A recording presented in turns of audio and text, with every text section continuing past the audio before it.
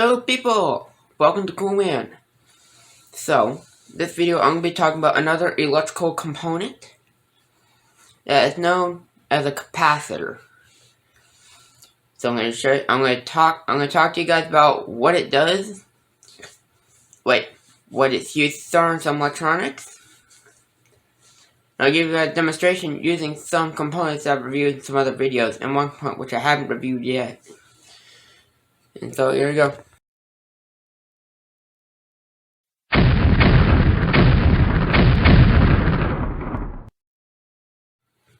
Okay, so guys, a capacitor is basically like a miniature battery, which you can recharge. Except that its charge doesn't really last for too long when using certain components, and certain things don't even work. But basically, the way a capacitor works, actually I have an image.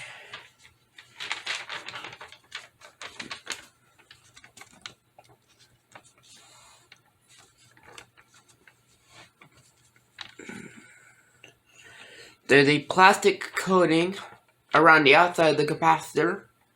And the inside layer here, there's an aluminum layer. Now the thin lines here are representing a dielectric.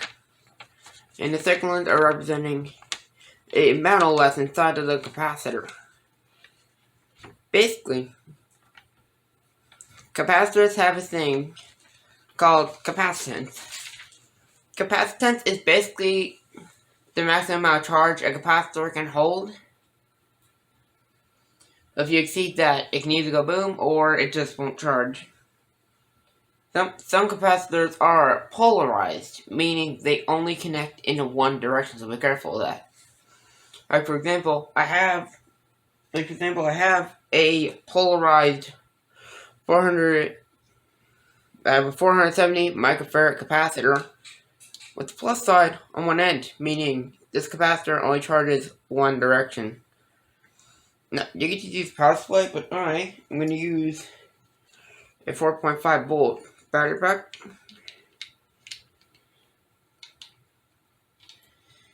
Now it's charging.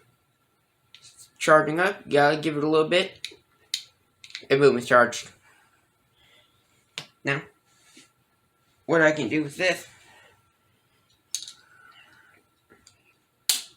up here. And now I take the meter and I place it.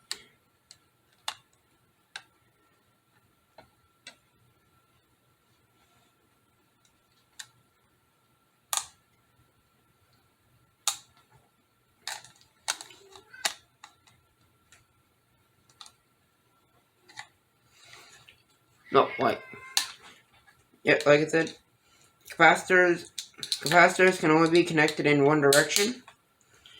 The way you can tell if a component is polarized is check it, make sure. You can see, connect it up, and it produces around. It jumped up to around 4 volts. And then it quickly loses charge. As you can see, it doesn't hold much. But the way a capacitance is formed, imagine you have a plate here and a plate here. Inside the middle of these two plates, there's a gap, which there can be a certain capacitance in your capacitor. Now, the dielectric plus that metal that's inside the capacitor, each of them are wound in a spiral. But they're layered on top of each other and then wound around in a spiral inside the aluminum plastic case. So now, what I can do, we need to charge it again, so we can take it, put it here. Right, connecting it the wrong way. And there you go, it's charging.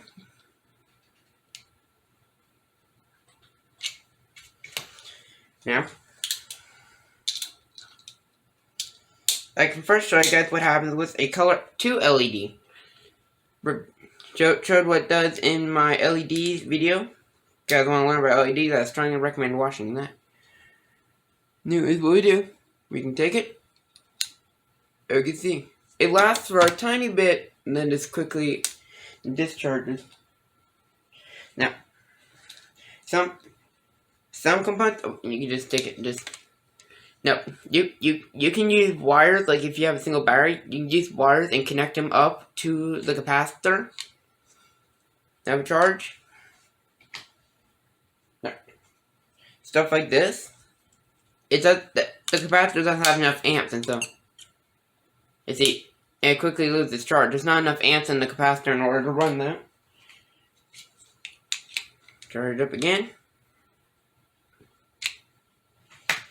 If you try no one lamp, via a few of my videos, if you guys seen the lamp, but that doesn't work. That's like a dead short. The capacitor's not putting out enough amps in order to run the lamp. And finally, our last one after I charge it again. Like I said, guys, it doesn't last for long. No. And finally, a big motor like this. It's not even gonna move.